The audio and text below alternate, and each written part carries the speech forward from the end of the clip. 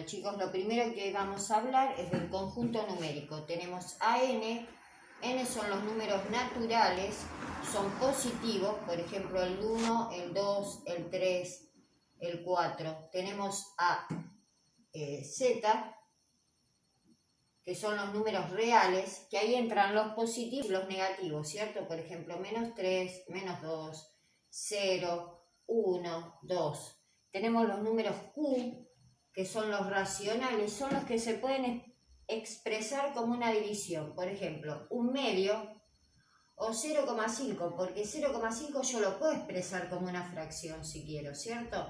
Entonces estos se llaman números racionales. Y después tenemos los números irracionales, i, que son los números, por ejemplo, como la raíz de 2, que me da 1,41 infinito. No se puede expresar como un número decimal, como un número racional, como una fracción. Entonces, ahora, por ejemplo, en la guía a mí me aparecen determinadas cosas. Por ejemplo, me dice, dos números naturales, acuérdense que son los positivos, siempre da un número natural. No, eso es verdadero, ¿no? 2 más 3 son dos números naturales, los estoy sumando, me da 5, que es otro número natural. Después me dice la diferencia. ¿Diferencia qué sería? La diferencia sería una resta. La diferencia entre dos números naturales también es un número natural. No siempre, porque si yo hago 2 menos 5, esto a mí me estaría dando menos 3. Y esto es un número que es un número z. Z es un número entero, pero no es un número natural, ¿sí?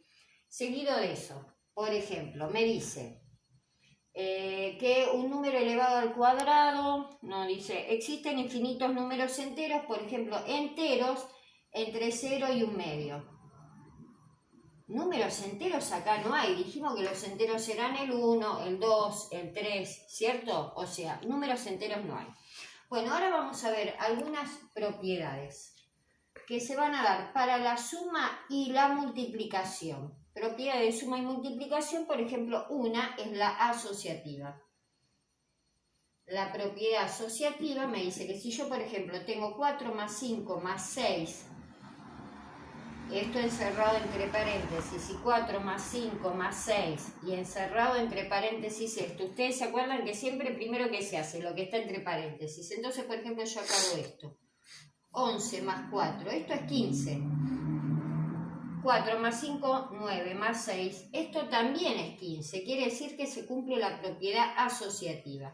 Y se cumple también en la suma y la multiplicación la propiedad conmutativa.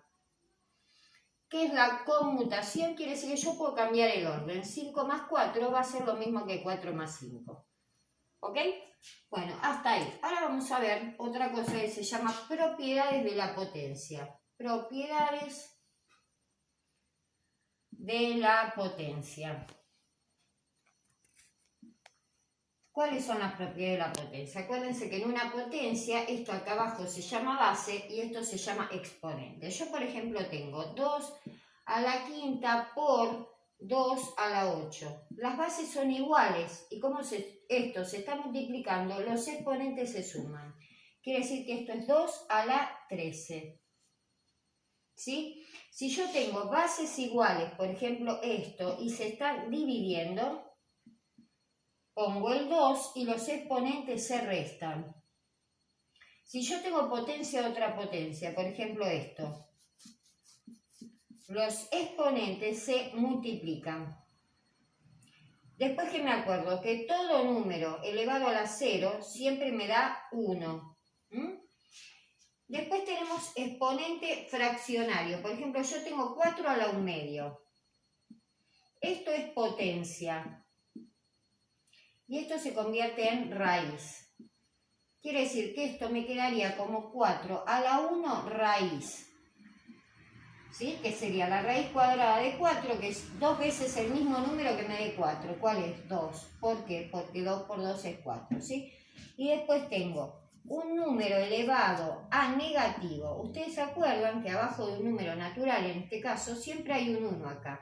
¿Qué se hace cuando está elevado al negativo? Se da vuelta primero. es decir, vuelta, es decir, un quinto. Y después se eleva, en este caso a la 1, que saben que todo número elevado a la 1 me queda el mismo número. ¿Sí?